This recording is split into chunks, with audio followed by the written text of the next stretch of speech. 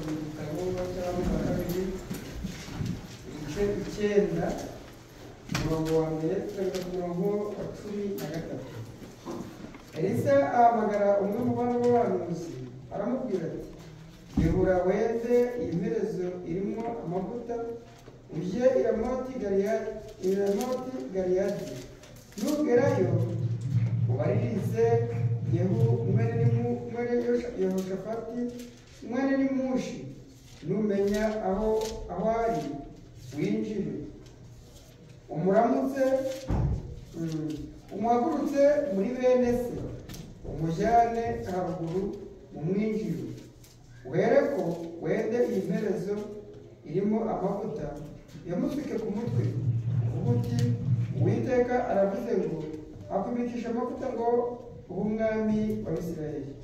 Maze uhereko ukingure urugi, wiruke uhunge ntutinde. Nuko uwo muhungu w'umuhanuzi aragenda aja i Ramoti i Galeyadi. Agezeyo asanga abatware b'ingabo aho bari bicaye, aravuga ati, mufitiye ubutumwa mutware. Yehu aramubaza ati, ni uwuhe muri twe twese? Aramusubiza ati, ni wowe mutware. Nuko Yehu arahaguruka binjirana mu nzu. Bagezemo uwo muhanuzi amusuka amavuta ku mutwe, aravuga ati, Uwiteka Imana ya Isirayeli iravuze iti, twimikishije amavuta ngo ube umwami wa Isirayeli, ubwoko bw'Uwiteka.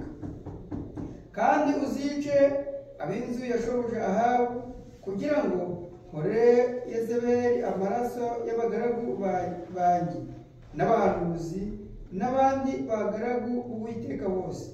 Ab'inzu ya Ahabu bose bazarimburwa,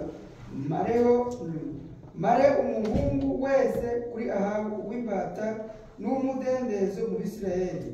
Nuko inzu ya Ahabu nzayihindura nk'iya Yerobowamu mwene Nebati kandi nk'iya Basha mwene Ahiya.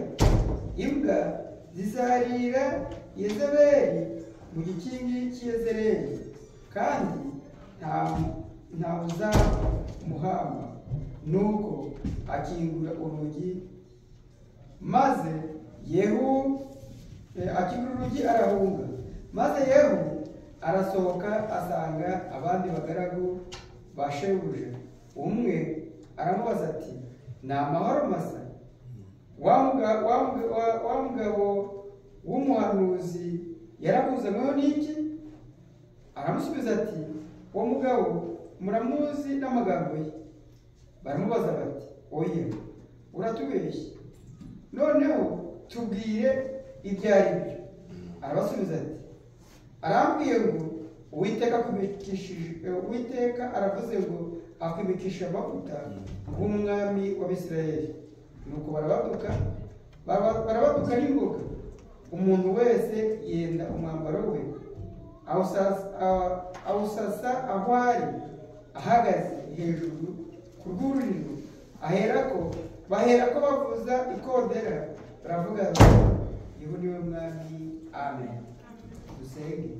Uwiteka Mana ishobora byose, Uwiteka Mana nzima, turagushimika turaguhimbaje, izina ryawe n'icyubahiro.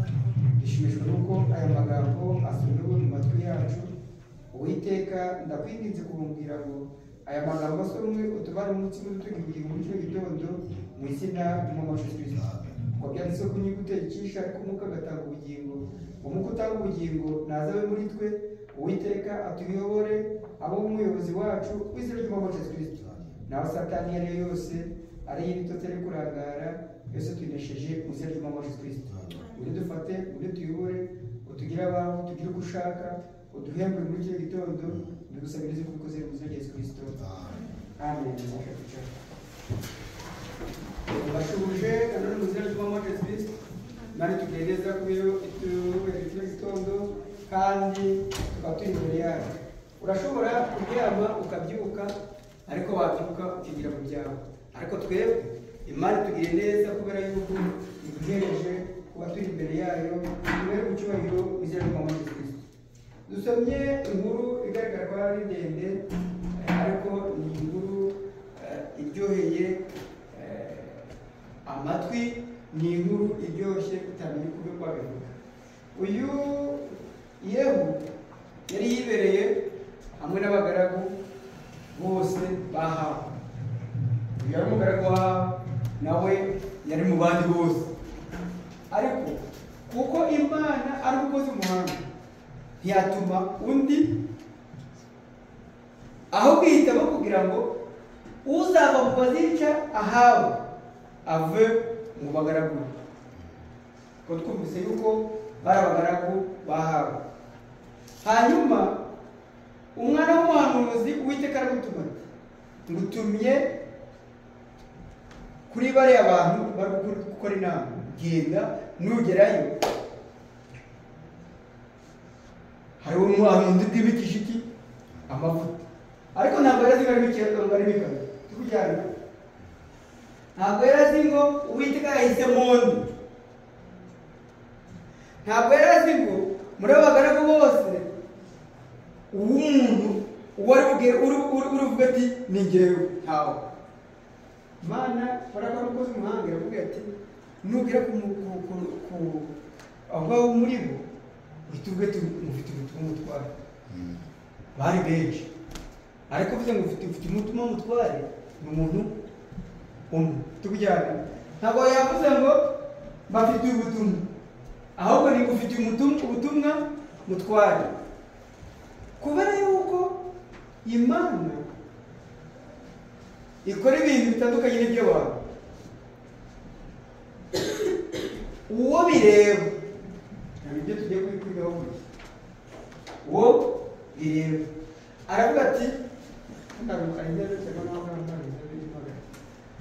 ati ni wowe muri twe ushaka, nawe ati ni wowe utwara. Tujyana kubera yuko Uwiteka ari Uwiteka atoranya uko ashaka, ari Uwiteka atareba ko abantu ku butoni cyangwa se ku mbaraga zabo, ahita avuga ati ni wowe mutware. Amaze ko ni wowe mutware, Bibiliya yatubwiye ngo barasohoka baragenda bajya mu yindi nzu. Bibiliya iti ajya kugurira kujyana, ajya kugurira nuko ni esikariye no kujya hejuru, kuko ubwo butumwa ntabwo yagomba kubutanga kandi yari yabonye umuntu ari bubuhereze. Akigera mu cyumba ati Uwiteka aravuze ngo akwimikishije amavuta ngo ube umwami wa Isirayeli. Haleluya. Burya ni ukuvuga ngo uyu mugaragu w'Uwiteka Yehu yimikishwa amavuta, ariko yimikishwa amavuta hari umurimo agomba kugira ute gukora. Umurimo yagombaga gukora ni ukwica abahanuzi bahawe kujyana, ni ukwica abanga Uwiteka. Ni ukuvuga ngo kubera ko baranyaga ibigirwamana, niyo mpamvu Imana yahagurukije umugaragu umwe mu bagaragu be kugira ngo abe igikoresho cy'Uwiteka atoranije aburimbura abo kwahawe. Imana yacu ibamugisha mu izina ry'Umwami Yesu Kristo. Icyo tugiye kuvuga ngo uwo bireba, kuko niba bikureba, niyo mpamvu y'Imana igiye kugutoranya. Igutoranyira umufurere, papa na mama wawe bagasigara, barumuna bawe cyangwa bakuru bawe bagasigara, ukaza uri wenyine. Kubera iki? Ni wowe bireba. Nazobigisha nicyo mama Kristo. Washobora kuvuga se none niba mu rugo rwacu twese turi abafurere n'abasere, uwo bireba nini? Wowe menya ngo uwo bireba ni wowe ufitemo umwete. Mbese Imana igushyiramo umwete kubera ko ari wowe ugize gute bireba, kubera ko ari wowe ugomba kubona ubugingo buhoraho. Tujyana, Imana ni umukozi w'umuhanga. Imana yagiye dutoranya mu banyedini, tukumva ubutumwa bwiza, twakumva ubutumwa bwiza tukaburwanya. Imana ikora ku gihe. Iyo utari uw'Imana, ubutumwa bwiza bukugeraho ntabwo icyo gutwara, mbese ntabwo icyo kuhindukaho, ntabwo icyo ukuma n'ubundi naho mujya muzi utiga mutekana mu idini ry'abafurere. Singo ibyo ntabwo mugiye kwiga mu idini ry'abafurere. Kubera iki? Abantu ntabwo baramenya gutandukanya itorero n'idini. Buri muntu wese wagira icyo kibazo, itorero ni irihe, idini ni irihe. Singo mwese ko muri ahangaha mushaka kwese n'amadini yose sabatorero, ntabwo ari amatorero gusa. Itorero ni rimwe, amadini menshi. Tujyana, kuko itorero ni umugeni wa Yesu Kristo watoranijwe. Tujyana, ariko amadini bigisha ibijyanye n'imihango y'idini. Kubera iki? Ntabwo byagiye amahirwe yo gutorwa no kumenya ubwiru bw'Imana. Imana yacu bamugisha mu izina rya Yesu Kristo. Nawe aratuwo bireba ni ubikira mu mwete. Uwo bireba ntabwo Yehu yari azi ko ari we Imana yagize gute yatoranije, ariko kubera ko ari wowe uteranije kuvuga ati se ninde muri twebwe twese, ninde ushaka. We yagiraga ngo wenda arahamagara abandi batayibwa, ariko kubera ko Imana ari we yatoranije, nawe ati ni wowe umutware. Burya ni ukuvuga ngo kubera yuko ari wowe washubije kandi Uwiteka yatoranije akaba ari nawe, niyo mpamvu yamubwiye ati ni wowe. Akibyumva gutyo barasohoka tujyana niba mfite ubutumwa bafite ubutumwa bw'umuntu runaka bumuhereza, niyo mpamvu natwe twagiriwe neza duhabwa umuhanuzi, niyo ntumwa yacu. Mana tubamugisha mu izina ry'Umwami wacu Yesu Kristo. Imana idutoranije umuhanuzi aba intumwa mu gihe cyacu kugira ngo ikagere gute, kugira ngo tubwire ibyo ndakora. Mana tubamugisha mu izina ry'Umwami wacu Yesu Kristo. Nusoma abafite Bibiliya no mu Kuva igice mugakomeza ku mashuri na kane ukamanuka muzumva uburyo Ahabu yamaze Yehu yamaze kwimikishwa amavuta. Bibiliya iti agira ishyaka, agira umwete, yumva muri we biranze. Cyambere yasubiyeyo sura muri mu bari kumwe baramubaza ka kagabo ko yashaka guhamagara ni ukubera ikintu buhoro ni ibiki yaguhamagariye. Nawe ati abantu muramuzi ni umunyamagambo, sibyo? Shaka wowe Imana yamutumye wenda bo bamuzi kundi, hanyuma bo akazanirwa ubutumwa bakavuga ati muramuzi ko ari umunyamagambo. Kujyana avuze mu munyamagambo ntabwo bamwizeye ibyo avuze. Avuze oya, baravuga bati oya uratubeshya ngo tubwire ibyo ari byo. Kubera ko bari amaze kuvuga ngo oya uratubeshya tubwire ibyo ari byo, nawe aravuga ati nta kindi kimuzanye, ahikimishije amavuta aravuga ati n'umubaye umwami wa Isirayeli. Mana tubamugisha mu izina ry'Umwami Yesu Kristo. Umwami wa Isirayeli yareshebuje Ahabu, tujyana Imana itoranije Yehu kugira ngo ari umwami w'iki wa Isirayeli kandi ari umugaragu wa Ahabu. Mana tubamugisha mu izina ry'Umwami Yesu Kristo. Uwo bireba ninde? Uwo bireba niwe nyirarume. Nubona umuntu ukabona umuntu yakiriye mesaje, ukabona umuntu yakiriye ubutumwa bw'igihe ariko kugenda uko ashaka, uzamenye yuko atahamagara Uwiteka. Uwo muntu ntabwo yarahamagara, uwo muntu ntabwo yatoranije. Yego yumvise ijwi, tujyana yumvise ijwi na yumva ashaka kuba memba cyangwa se umwe mu bafure cyangwa abaseri, ariko kuko atatoranije azakomeza abe kwakunda. Niyo mpamvu umuntu uzaba umuseri aba umusambanyi, aba umufurere aba umusambanyi, aba umuseri aba umurozi, aba umufurere aba akora ibindi byabo, kandi yitwa ngo iki? Uri umufurere. Tujyane abo ngabo rero nibo bazahura n'ibyago bikomeye byo gusinzira, bazahura n'ibyago bigize gute bikomeye, kubera yuko babaye inkurikizi. Gukurikira ni ukurikira papa na mama bari mu bafurere, tujyana kavuga ko papa na mama ari abafurere, nayo ubwo ngiye kuba iki? Umufurere. Ariko ibijyanye n'ijambo ntabikugana, bazakoreka nyine umufurere nk'uko abandi bameze, bazakoreka umusere nk'uko abandi bose baje kuba abafurere cyangwa abasere, ariko ubugingo buhoraho ntabwo. Aba wararuhiye iki? Ubusa. Salomo impamvu yo tuvuga muri Salomo ni ugukora utari buhembe, ariko ibyo turi gukora impamvu igihe uzaguterana buri munsi, impamvu igihe wowe ntaryama nk'uko abandi baryamye uyu ngubu, cyangwa njye kwineza nk'uko abandi binejeje, ni uko aricyo ntegereje, kandi icyo ntegereje nicyo mparanira. Mana tubamugisha mu izina ry'Umwami Yesu Kristo. Dutegereje ubugingo buhoraho, kandi kubona ubwo bugingo buhoraho ni ukubukorera.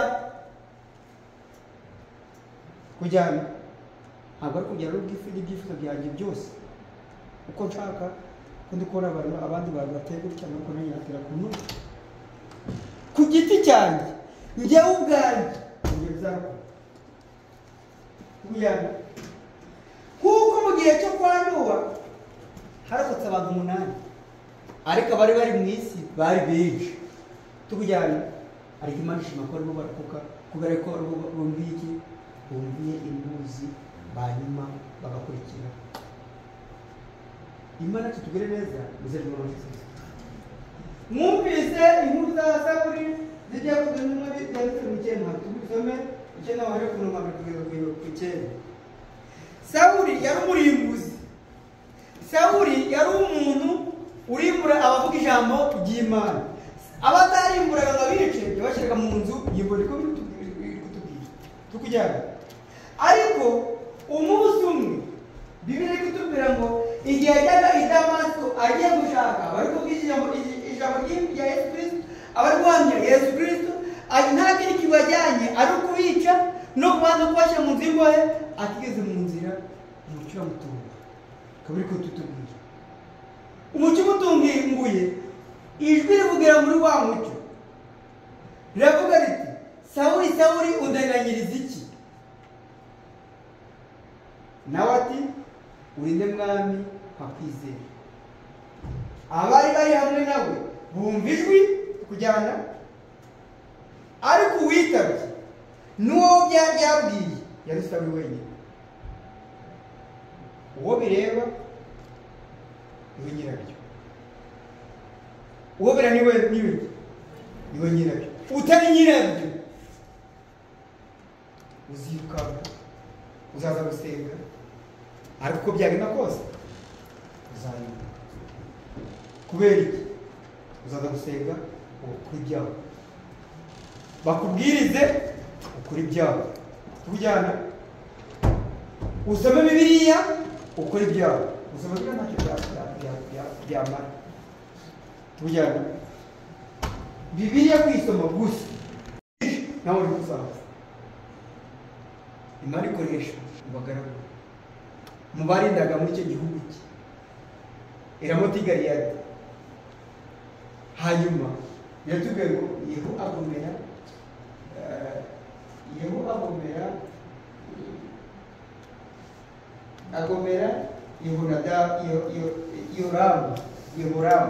Yehoramu yari umwe muri bundi mu magaragu bande bahawe.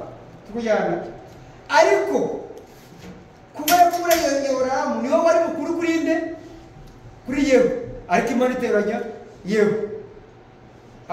Hasigaye Yehoramu rero yatanga itegeko ntabwo byagomba kugira ute bushoboka, kandi Uwiteka yamaze kumukisha amavuta Yehu. Imana kibamugisha mu izina ry'Umwami Yesu Kristo. Ariko uwo bireba ni ngewe.